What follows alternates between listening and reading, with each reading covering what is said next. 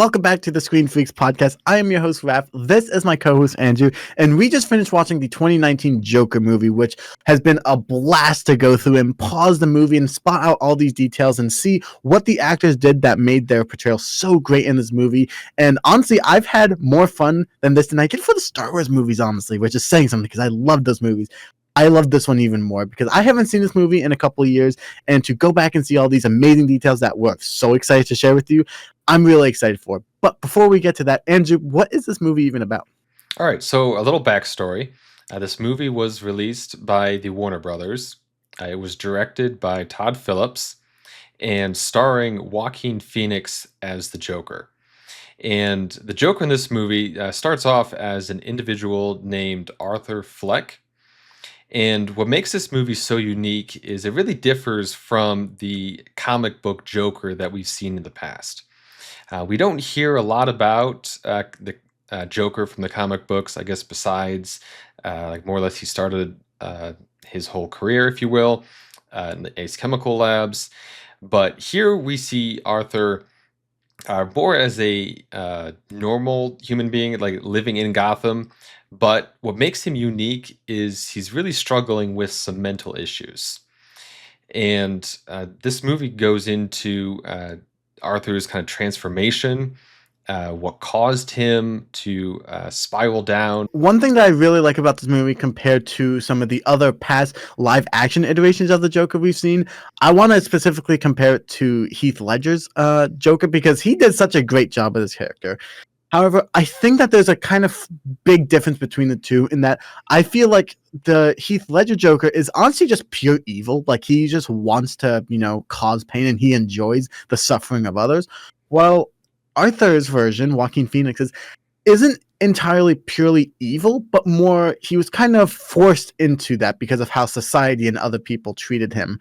And this is a movie that really conflicts with your emotion in that, yes, do you agree with everything that Arthur does and the Joker does in this movie? No, right? He kills 3 young men. Do you agree with that? No. But when you learn the context, and we'll explain to you why he did that, when you realize why, honestly makes you feel like you don't sympathize with the young men either, right? And you'll find a lot with this movie that honestly, no one is a good guy in this movie, right? Usually you have a clear, this is the good guy, this is the bad guy. There's no real good guy in this movie, right? Like, even some of the quote-unquote good guys, like the police in this movie, even they aren't that good, right? And it's really conflicting because, like I said, usually you know who to root for, but in this case, you don't know who to root for. So it's like, which one is worse, right? Like, who did the worst damage? And when you think about it, overall, yes, technically the answer to that would be the Joker. But if you factor in society as like its own character, then what's worse? And I still, even now, don't know what that is. I think that's why this movie is so good because it's so different from other movies. And it's so fun to like question like your own mind. Like, what do I believe? Like, even now, I still don't know what to believe. And I think that's why I love this movie so much. Exactly. Another thing that differentiates this movie as well, like typically a movie will start off on a happier note and the main character will experience a conflict or an issue and the movie progresses. Here, we immediately see Arthur thrown into like a really difficult situation where he is employed as a clown and he is under the like contract he's working as a contractor, I guess, for a company that's going out of business, and he is fairly quickly mugged on the street by some teens. His sign is stolen, and he's beaten up in an alley. So already this movie is starting off on a darker note, and your heartstrings are immediately pulled toward Arthur. And I mean, it's quite evident even at the start that he becomes Joker. So it's definitely a unique take. And I like that you pointed out that this movie started off dark. You know it starts off dark when the main character, who is employed as a clown, is crying because of his job and how society, treats this job, has to force a smile onto his face. Not only is that just like depressing, that is just straight up sad as well. That we're starting off the story in this guy's low point in his life. And I feel like Arthur doesn't really have much of a high point at all in his life, and you soon realize that his life was really never that good, right? And it started off as a series of unfortunate events, and at the climax of the movie, when he becomes the Joker, you honestly feel like it's two completely different people, right? One of the things that I want to bring up immediately is Arthur's spelling mistakes. Now, we have, like we said, we paused the movie quite a bit to, especially whenever there was like a notebook scene or like a letter, we always pause to see what the full letter led. And one thing that we noticed and actually spent like 15 minutes trying to find out was his spelling, because his spelling isn't exactly there, right? I think he misspelled a word. I think it was crowd. He spelled it CROUD, right? And then another one, a big one that I have, is he spelled observations. Not only did he spell it wrong, but he wrote it out kind of weird, where we thought that the OB was actually a DO because of how it was written out. Which you might be asking, why am I bringing this up? Again, it kind of roots back to a rough upbringing. You see, we see this guy in his, we assume, late 30s, maybe 40s, and he still doesn't know how to do all these things, right? And that stems back to his childhood, because that's things that he should have learned in his childhood. And we get reveal later why that he's not that good at spelling and also just other life things. And it's honestly really sad when you realize it. It kind of makes you question if he had the opportunity or the ability to even go through school, because all the like spelling mistakes or grammatical errors, or maybe even like the childish or immature thinking, if you will, or the thinking of it as a child, can all relate to that. So how his mind maybe is still stuck in that era. We hear later, I mean, he was abused by his mother.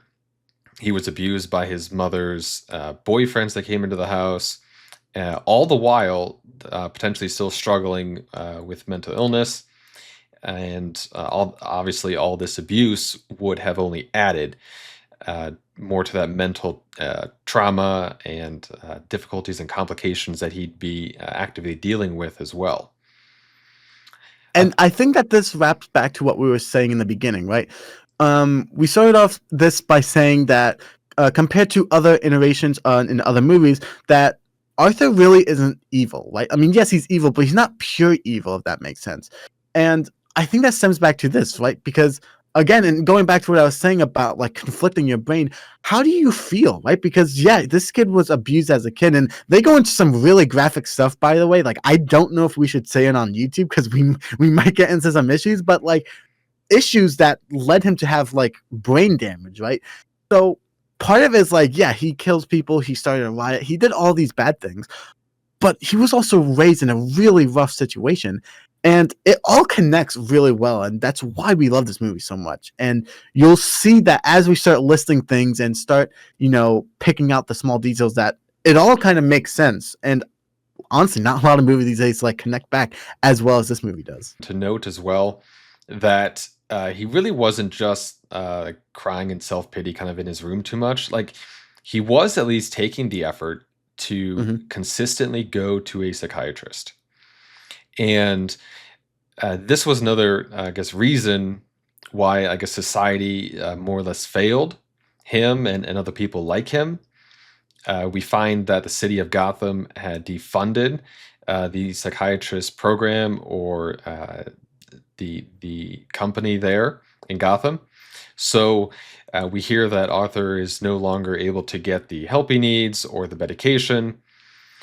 Whether or not that was helping him would be a different story, but he was at least taking some sort of due diligence to seek some sort of help. Yes, and I also like the moment. I don't know if you caught it, where he said that that the psychiatrist is like everyone else, and that she doesn't listen, and that she asks the same questions, gives the same responses, assigns the same, do the journal work, assigns the same, prescriptions, and that she doesn't really listen. And I think that's one of the many prevalent issues with society in this movie, because there are quite a lot of issues with society in this movie. Issues like the rich versus the poor, the media exploitation, and the celebrity worship in this movie as well, because we see quite a lot of that, especially at the climax of the movie, or one of the many, I like to think, with Murray Franklin, who Arthur sees as almost a second dad-like figure, if you think about it, right? The first one Absolutely. would obviously be Thomas Wayne, right, with that whole situation with his mother. But then the second one, not only is it celebrity worship, because he has that moment where he pictures being on the show. And if you notice in that show, his laugh is what attracted Murray to him, right? Usually his laugh scares people away, right? And they become defensive, like we saw on the train in the opening scene. But with Murray, and at least in this imagination in his head, he actually not enjoyed it per se, but he was actually curious and wasn't like thrown away by it. And that's really interesting. And then that scene ends with him saying, I wish I had a son like you, or something like that, right? Showing how he wants a father figure in his life. And I think that scene is even worse when you realize that the only parent he had was also a really crappy one. I think that when you especially, I said this to Andrew when we were watching this movie for the first time was great. But when you watch it back multiple times, you realize that I think it's actually better to watch it back the second time, because you realize what's coming versus what was said now. And you realize, oh my goodness, this is actually far more worse than I can imagine. And I think that's one of the biggest issues about this movie, is that Arthur does not have a happy point or a high moment. And even when you think he does, actually no, he doesn't. That's not a high point. He has another low point that results because of that. And this movie is very sad in that department. Yeah, almost like all his high points are when he believes he has Mm-hmm. found some sort of identity, and he's almost finding his identity in either hurting or harming people in that way. Like in the Murray show at the end, Murray asks him, so you think killing the three college students or three people on the train was funny? And Arthur responds, yes, I do.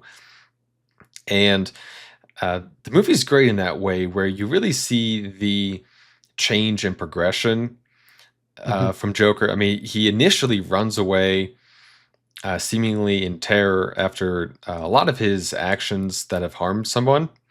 But a day or two, or however long later, uh, he's almost happy. And I mean, we see that also in the apartment when he admits to what he's done. And um, a great example of this is when he's in the hospital talking to a clerk or an admin assistant, Oh, yep. and he's saying, "I don't feel bad for those actions that I've done." Mm-hmm. So it does create a really interesting dynamic throughout the whole movie, like whether you can side with Joker or not. Mm-hmm. I also want to talk about the tone of this movie, right? So it's a very dark movie, not in just the story sense, but also the lighting, right? There's a lot of gray scenes. There's a lot of green lit scenes, which are actually, by the way, very beautiful and very stunning. But one thing that I also really love, and I think this is kind of the main, theme of this movie, is we start out this movie there's a scene in this movie in the beginning where Arthur has to go up a flight of stairs to get to home. And he kind of looks down, depressed, like he has to keep going with life, right? And he kind of forces himself up the stairs all the way to the top. But when he at the end of the movie, when he gets on his his suit and his makeup, and he's going on the Murray Franklin show, seeing everything that happened and what he's done, he dances down the steps, showing that his decline, that's a literal visual of his decline, right? That the journey to get better is hard, but it's easy to go down, right? And do stuff evil. And I think that this movie has a lot of that hint in the movie. A lot of this as well, his dancing, right? He has this form of dancing. It's a really interesting thing. It kind of you start to see how, like, in the beginning, he slowly starts to, dance a little bit, and then by the end of it, he's like not like full on dancing, but he's fully embracing this dance that he's doing, kind of showing that the Joker identity in him is kind of like slipping in, and I love the like visual transformation that you can see. There's a lot of things, right? I think one of the best scenes is. I don't want to. I don't want to make it sound bad, but the scene where he kills the three boys or young men, obviously bad because he killed them. But when you notice, the last time he got beaten up, right, he kind of just sat there and took it, right? He was kind of sad. Afterwards, he just like laid there in the wet grounds and just kind of sat there. But this time, not only did he get up, but he actually did something. And then when he's chasing the other young man who was escaping, he like walks with vigor, like he walks with like confidence, right? And then obviously Arthur kind of snaps back and realizes, oh, what did I do? And he runs away.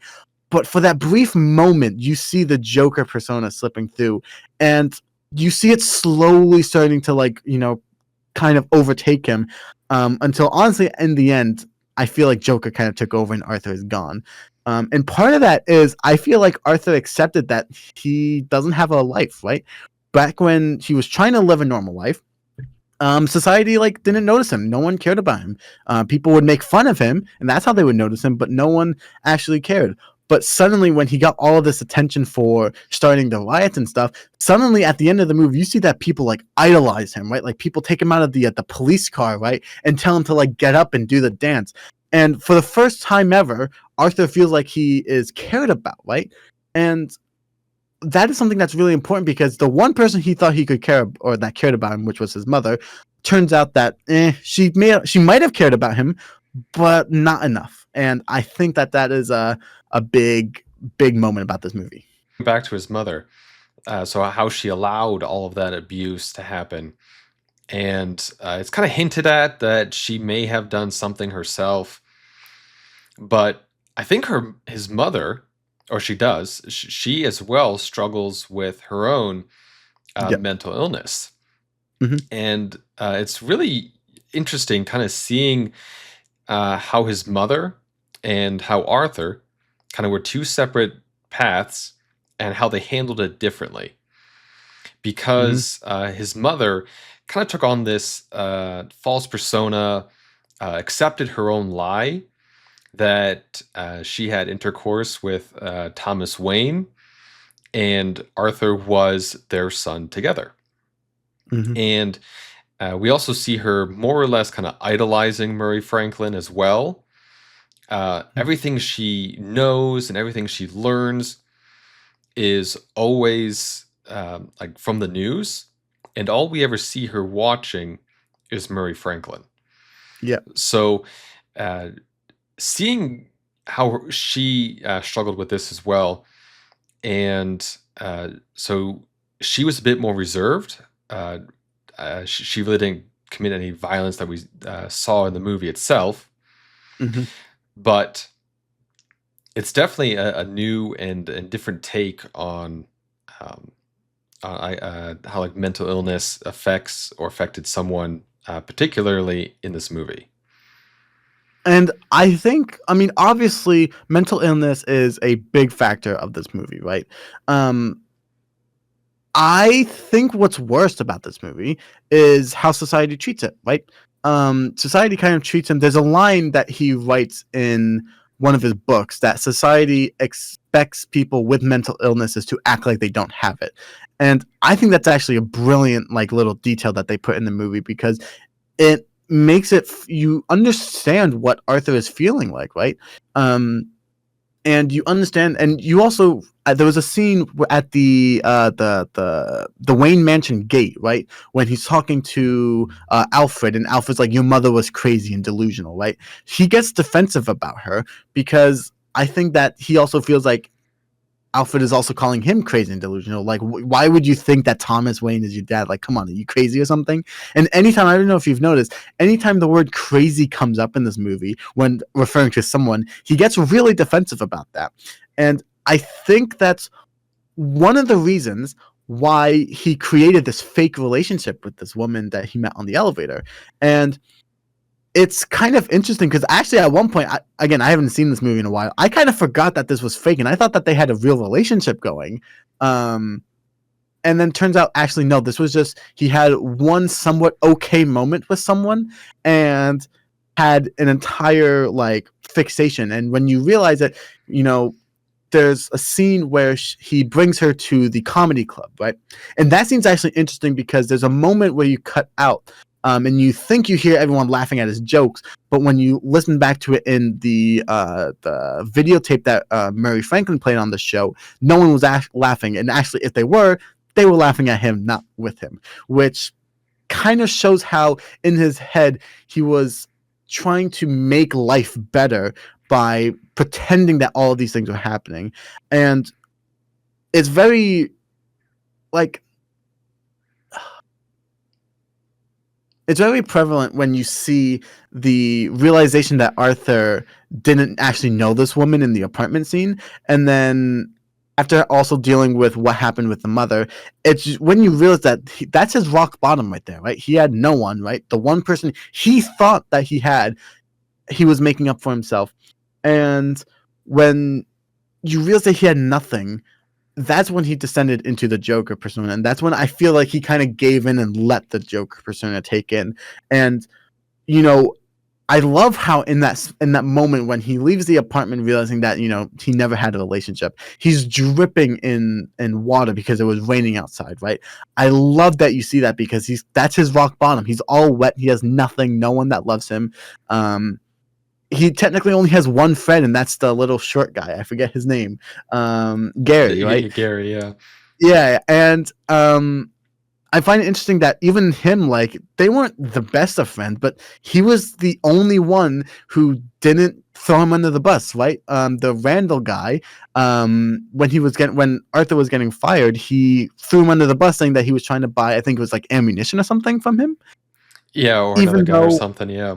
yeah, and it was like that's not the case, but the fact that Arthur's friend limit is didn't throw me under the bus or didn't hurt me in some way shows how like low his like bar is for friendships, because he doesn't really have any. And I love that little detail about this movie. Joker's character is also relatable in the fact that, I mean, if anyone has ever told you to either suppress something or something's going on, and they're just like, "Oh, hey, ignore it, push it aside, don't worry about it, move on." That's kind of what we see happening in this movie a lot as well. Mm-hmm. So from that aspect, it's relatable, and um, yeah, all the pain and suffering that kind of Arthur had gone through just with constant betrayal. Uh, like you were saying, yeah, Randall had thrown him under the bus. His mom had turned out to be lying to him. Like the shrink being repetitive, not very helpful. The person he idolized, Murray Franklin, ended up like mocking him on live television. Uh, Thomas Wayne, who he had assumed would help him, more or less laughed at him in the bathroom and punched him. So there's a lot of the conflict and abuse that he's going through.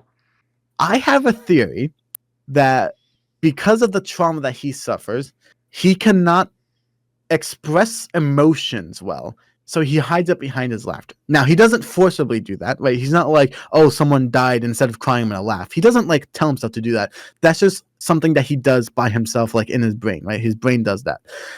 Some people say that that was because of the physical trauma that he was suffered by his mother. I actually think that that makes quite a lot of sense, only because, again, in that moment where he realized that the woman he thought loved him wasn't actually like true and that she didn't even know him, and then his mother had like betrayed him, or I guess not betrayed but lied to him, he sits there and he's laughing, right?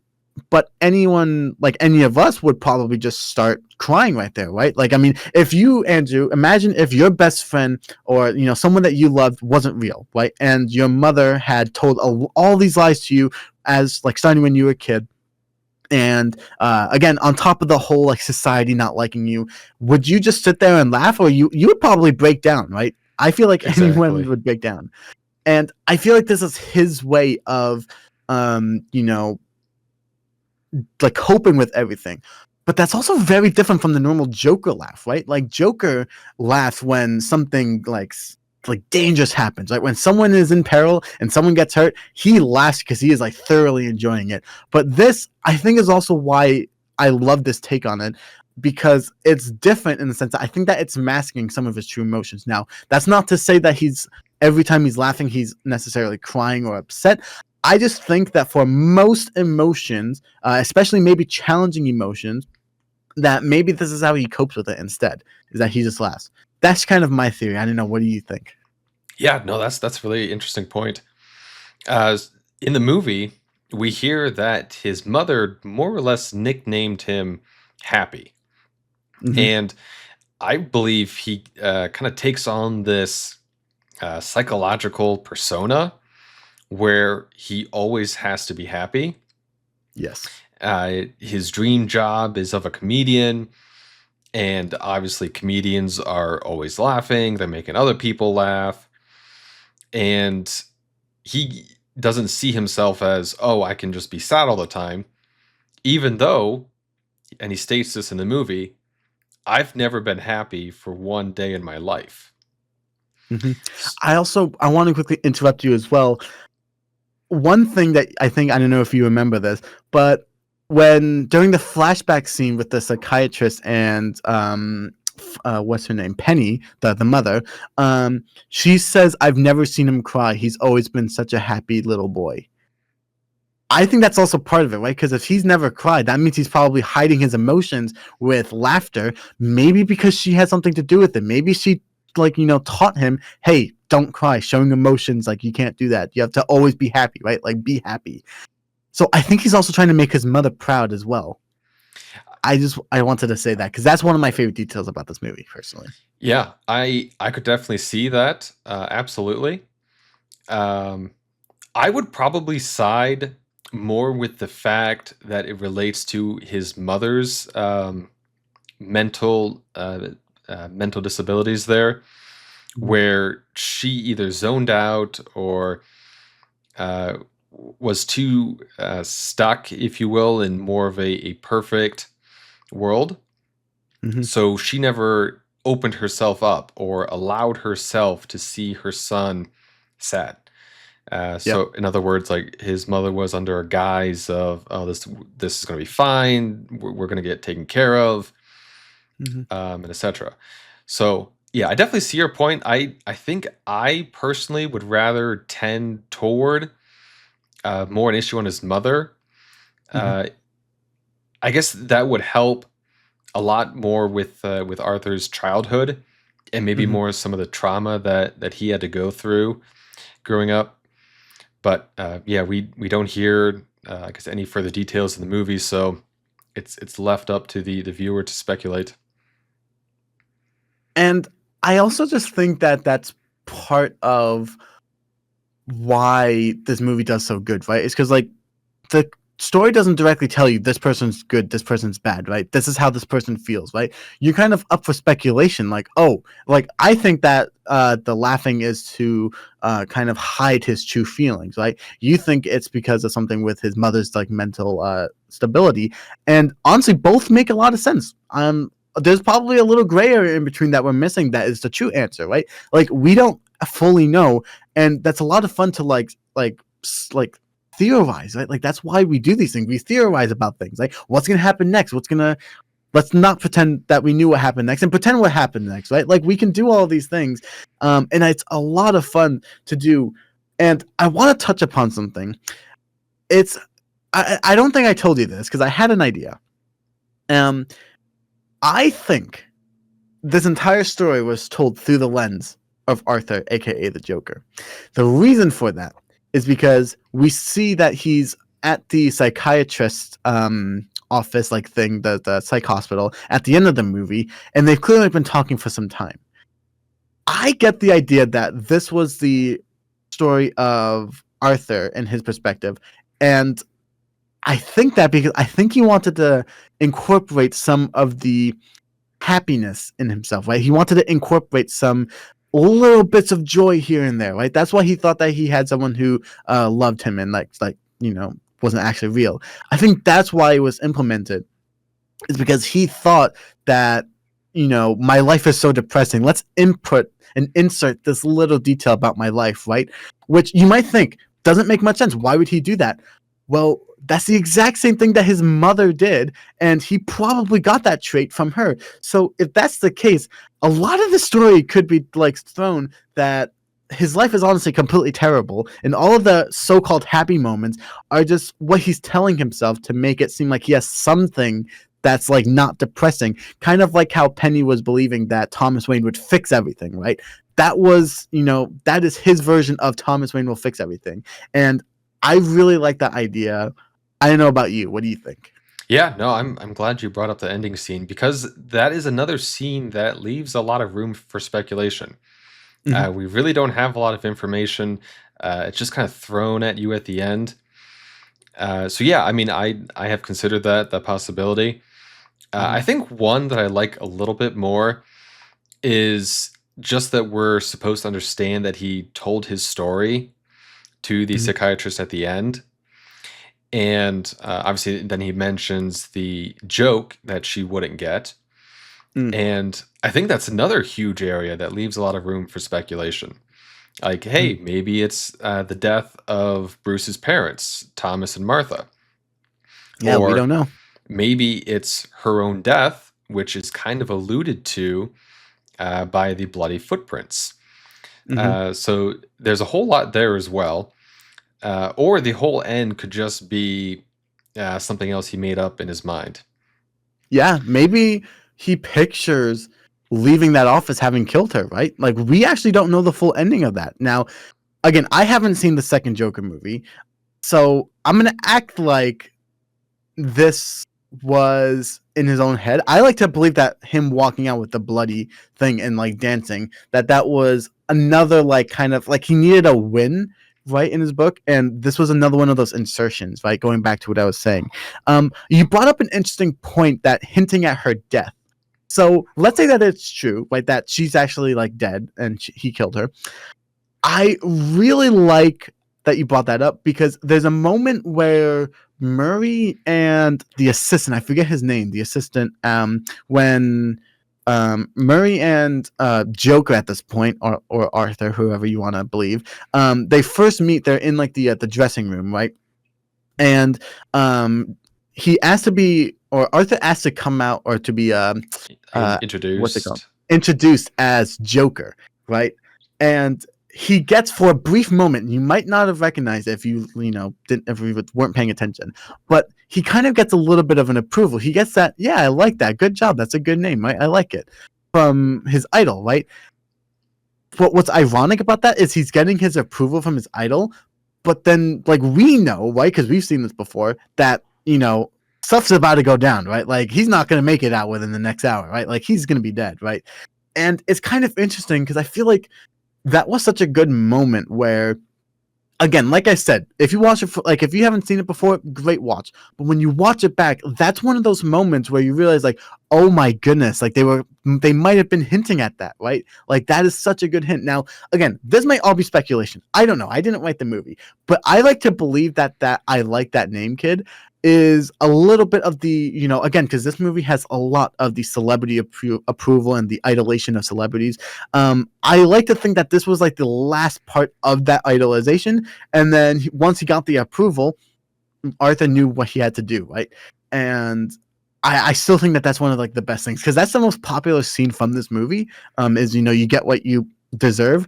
I think it's really interesting that the foreshadowing in this movie is really interesting because there's not that many instances of it, but I really like that part.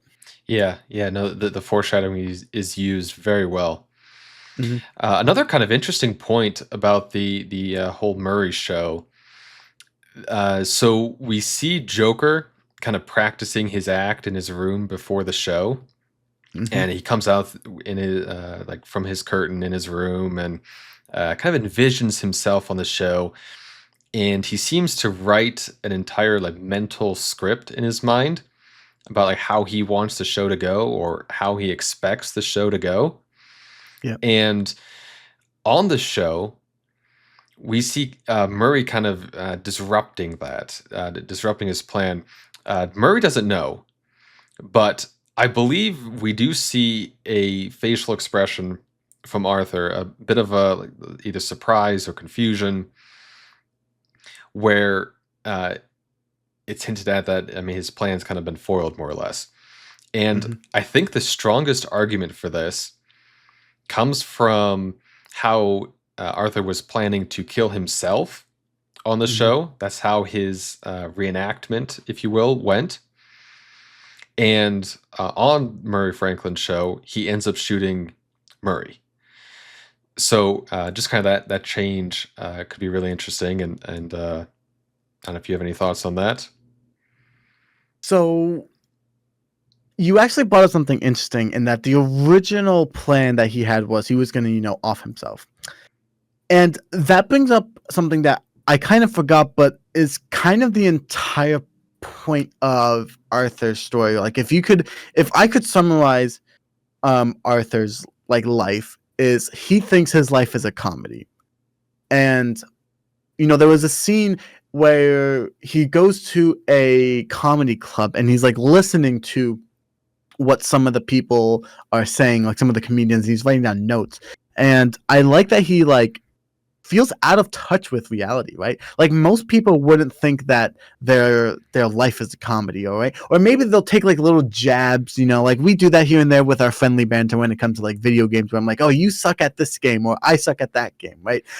But the fact that it's that but about his entire life and not just about one specific thing is really interesting, and it tells you a lot about what his like state is. And you think about it like, wow, who would think that their entire life is a comedy, right?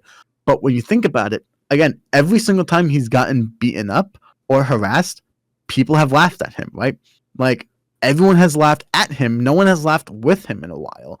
So I mean, when you even I would probably think that, if I was like, walking around and everybody was laughing at me, I would probably also think that my life is like a comedy, right? That like people, look at me and they laugh at me, right? And the fact that he's kind of also self-accepted that as well really shows how this guy doesn't have any high point, right? He doesn't have a high moment.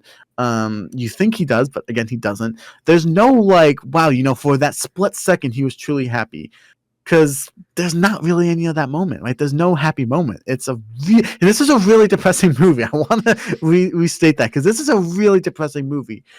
But like again, you the reason why we're going into depth about this is because what do you guys think? Is Arthur a bad guy? Right? Obviously he is because he's committed a lot of crimes, but do you blame him? Because we've listed so many things and we haven't even listed everything. There's probably so much that we forgot and didn't even notice about how society and people just neglect him and caused all of this to happen, right? All of the riots, that's everyone's fault, right? It's not just Arthur, it's everybody's fault. And again, it makes you wonder who's the real bad guy here, or is there no bad guy, or is there no good guy? Is there just everyone is kind of trashy in their own way? Like we don't know. And I think that is one of the greatest moments of this movie. This movie has a lot of great moments, by the way. I think the word comedy that Arthur Hmm. uses is really, really well done, at least from the Hmm. writer's perspective. Because when you say comedy, I mean, at least you're envisioning some sort of object or story that is going to come to an end Hmm. based on the writer's or producer's discretion. So Joker kind of sees his life in his own hands and is willing and able and wants to end it kind of like in his own terms and in his own way, kind of part of his act.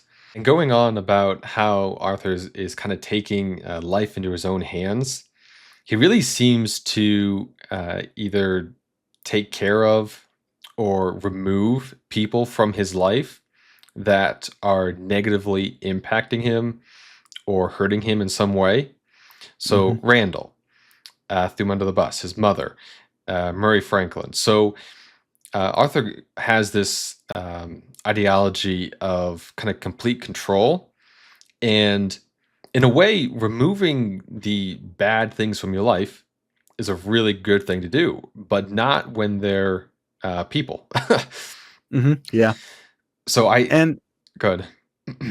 no, I like what you said there. I think that that was really interesting because it, like if there's something in this office that's slowing me down from work, you get rid of it, right? And you figure out a way to do it better.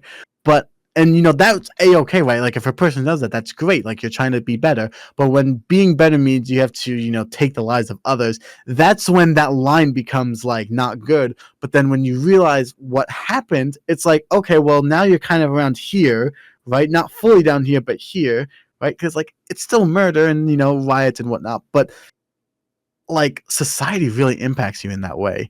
And I like the way that you said it there to point out that we haven't talked about the a lot of this movie seems to revolve around the mask of the clown. The fact that we get to see an entire scene of him like actually like painting himself like with all like the blue on him and stuff like that, right? Like the proper detail. It goes to show that not only is he like embracing the clown persona, but he's like painting that onto himself, showing that that's his true face, right?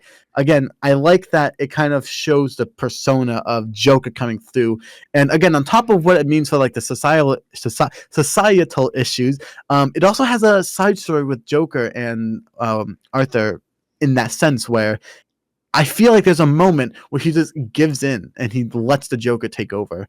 And I feel like that's also a big part about this movie that we have yet to touch upon. And I think that scene when Thomas Wayne is on the television and Arthur's watching him, that kind of impacts him. Like he Hmm. realizes that in himself, and so he never wears a mask, but or he never wears a mask to cover that Joker persona that he has. Hmm. We do see a really short scene, maybe a minute long at most, where he does put on a mask in the subway to escape the police, Yes. but he does immediately discard it. Yeah. So And he leaves it in the trash and the camera focuses on that, which I think is a really nice detail too. exactly.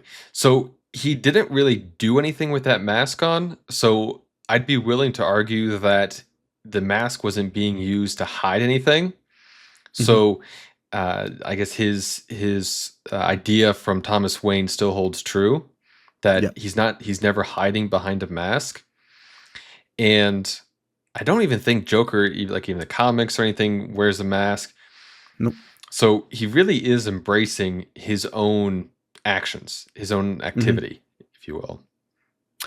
And one thing that I want to talk about as well, I keep saying this a lot, but one of my favorite scenes is the at the end of the movie where he stands up on top of the car, right, and he like looks around and sees everyone like cheering for him.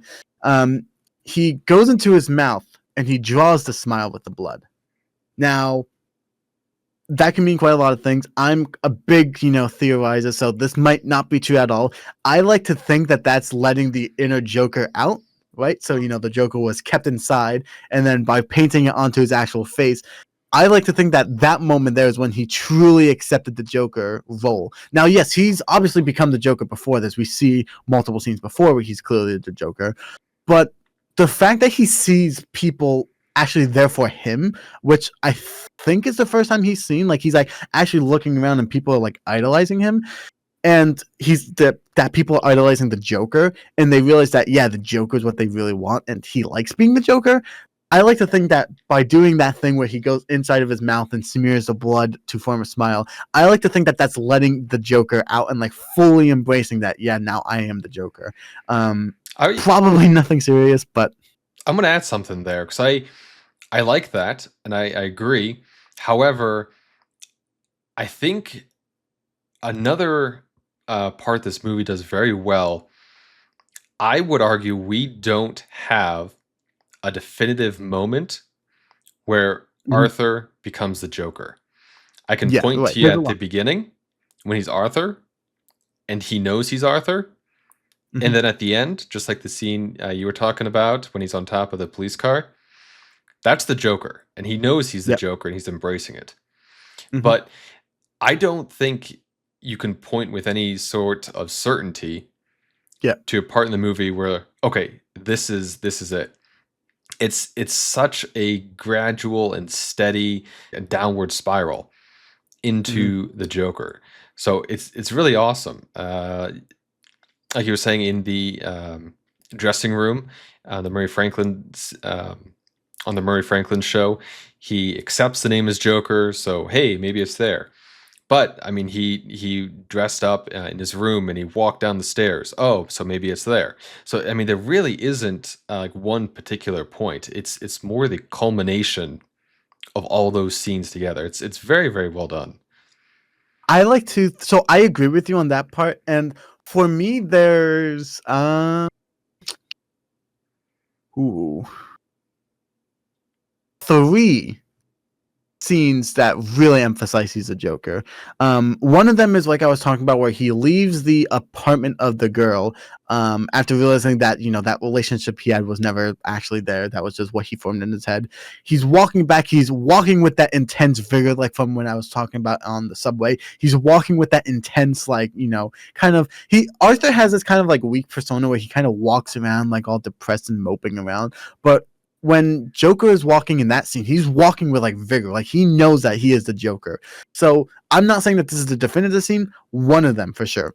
Second one is the scene in basically the entire Murray Franklin show where he's actually on the show.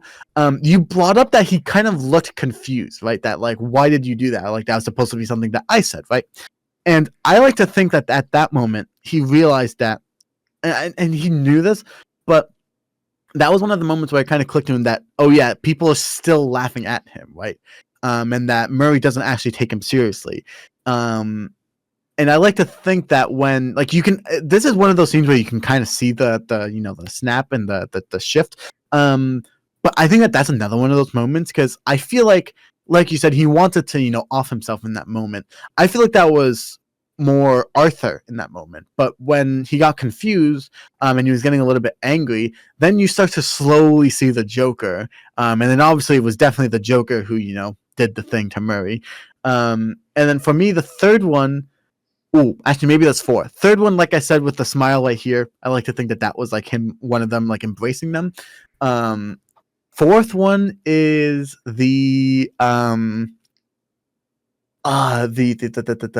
psychiatrist The and like end at the at the end. end. Yeah, Mhm. yeah. That one for me is like, yeah, he knows he's the Joker, right? Like, but I think that that's really good, right? Because it shows the internal conflict that, like, there's the Joker who's really powerful and, maybe not like, like he doesn't have superpower, but he's more confident in himself.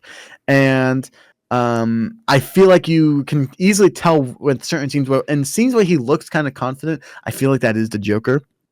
Are you And proposing that it's more like an on and off switch where the not Joker's coming out, or not like I'm gonna be the Joker. Like I'm gonna be the Joker. Now I'm not. Yet now I am. Not like that, but definitely more of a. It's not just like from this moment to this moment. It's kind of like he has to be triggered, and it's almost like the Hulk in a sense, right? Like okay, the Hulk, okay. like yeah, Bruce Banner can kind of control it, but like if you think to like the first Avengers movie where it's kind of just random, like and whenever he's like aggravated and like irritated, that's when Hulk comes out.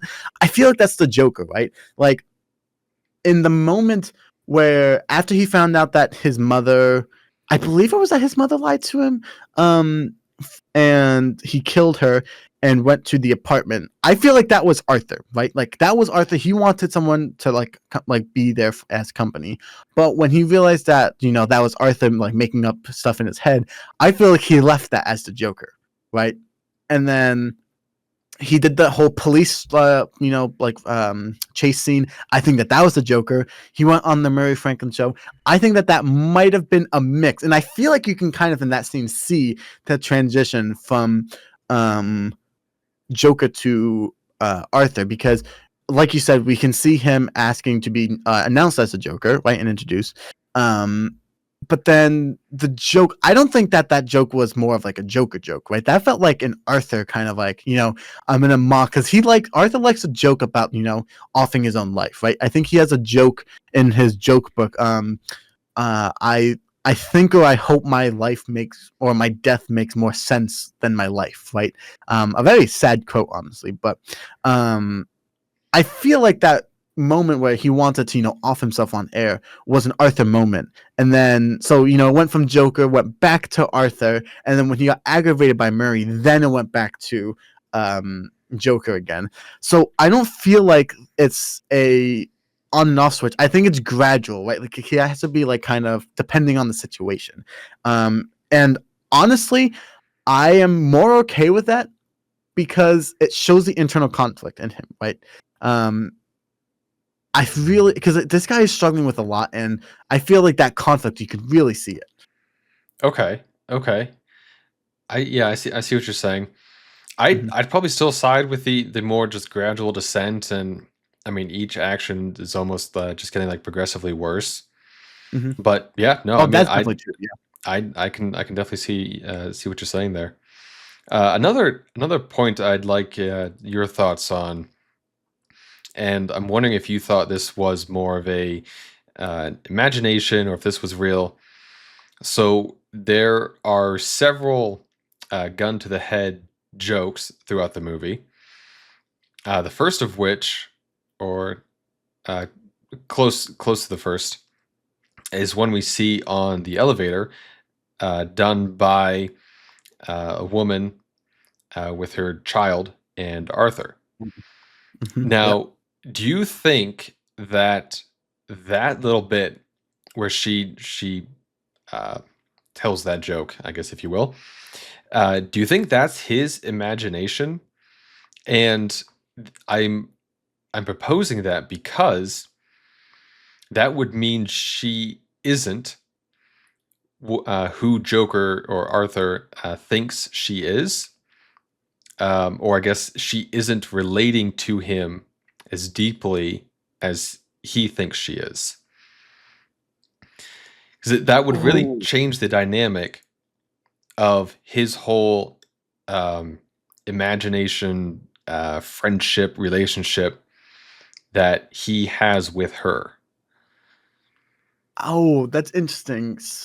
So the part that really confused me about this answer is the fact that when after the mother died or he killed her, whatever, and she went or he went to her apartment when she didn't know who he was. He did end up, with doing that, that joke. I'm not going to repeat it here for, I that look she gave me, I was honestly genuinely confused. I don't know if that was a, um, like, oh, that's the moment that he like started becoming like in love with me, like addicted to me, or if maybe that never happened and he's seeing this random depressed guy, come in and make that, thing.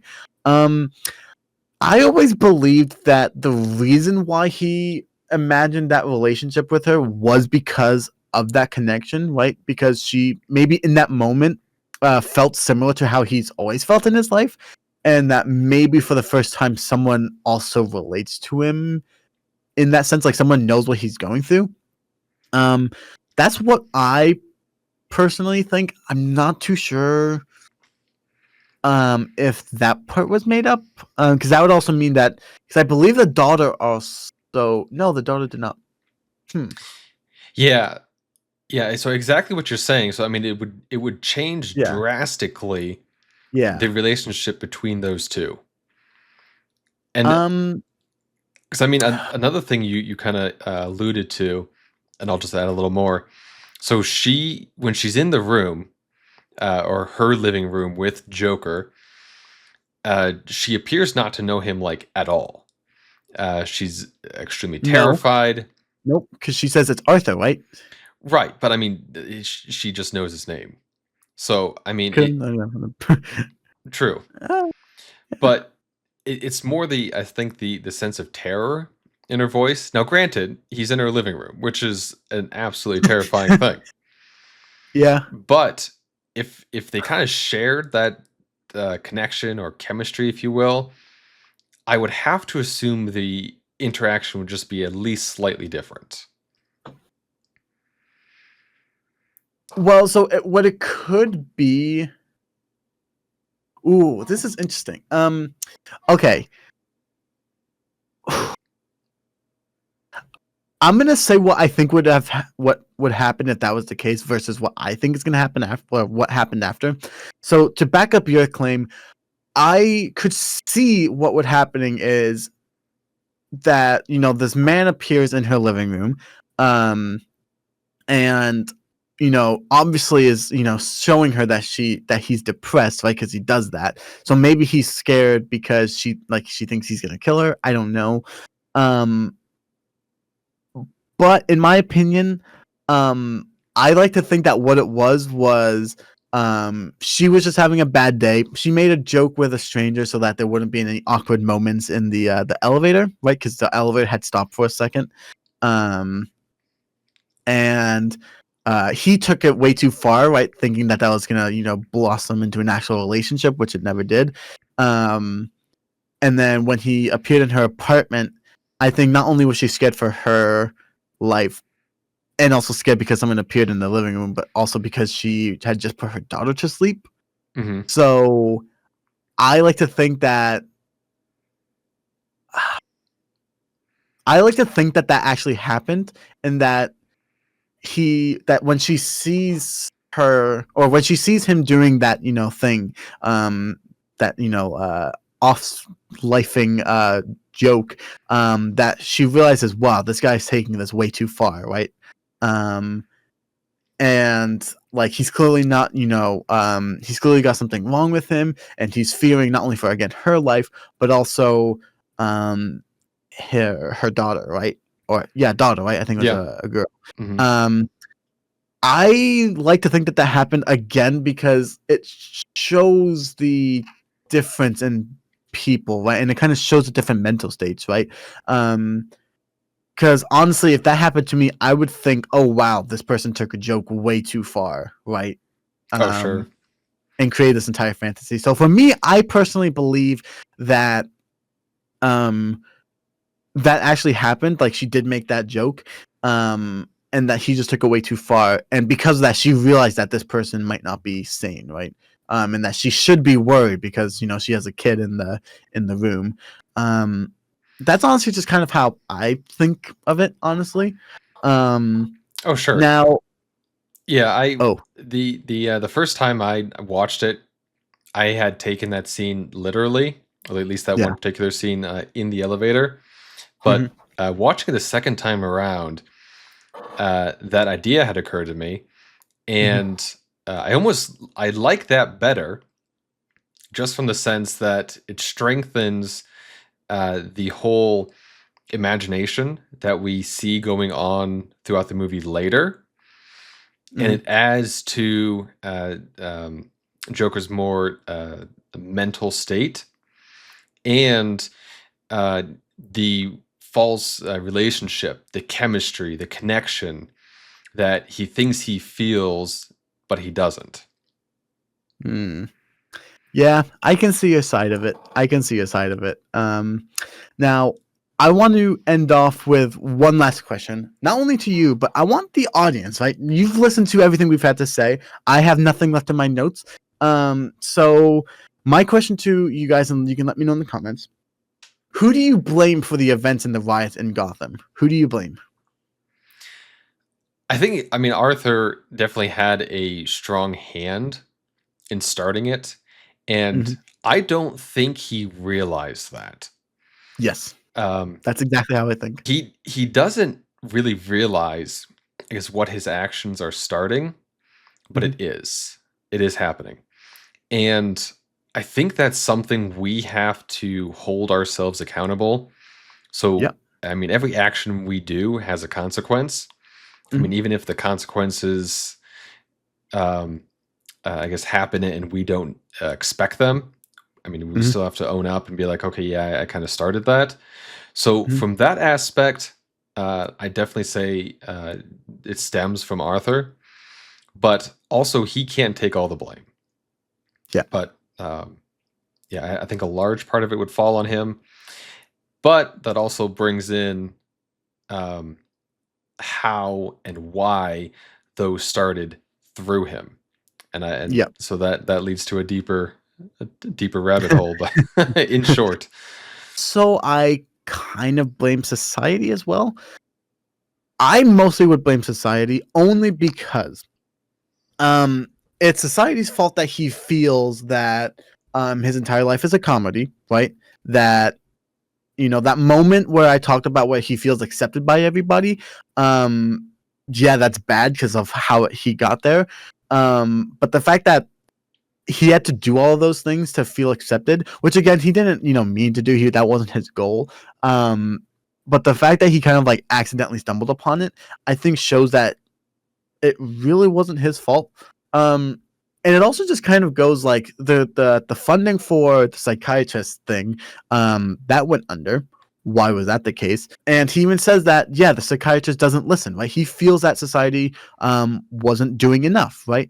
Again, it's one of those, yes, I'm not trying to, justify his actions, right? He has to take accountability. But it's also like I don't fully blame him because like I doubt he knew what he was doing, right? And in his head, I guess he knows what he's doing is bad, but he doesn't know it immediately, right? So ultimately, I feel like society had more of a blame than Arthur did. But again, to wrap back what I said in the beginning, or what we said in the beginning of this episode, that's why this movie is so good, right? Because everyone has their own takes on this movie, right? Because like we have different experiences, like we didn't live the exact same lives, so to us what happened to him, we might connect to him in a certain way because of something that happened in our lives maybe, and that changes our influence on what happened in this movie. And I really like this movie because of it. And I don't know about you. I'm personally really interested to see what people have to say in the comments about this movie, about that question, because I think it is uh, a question that this movie really wants the viewer to think about. Like who's to blame, right? So I want to thank you guys so much for joining us today on this episode of the podcast. So with that being said, thank you guys so much for watching. I hope you guys enjoyed this episode. If you guys did, consider leaving a like, subscribing, and sharing this with your friends. We really do hope you enjoyed. Let us know in the comments what do you guys think of this movie, and also answer any questions that we may have asked, because we want to hear your thoughts. We want to wish you guys a Merry Christmas and a Happy New Year. And we are very excited for this new year because we have quite a lot in store, and we hope that you guys are excited and ready to journey with us. So thank you guys so much for watching. All right, Merry Christmas.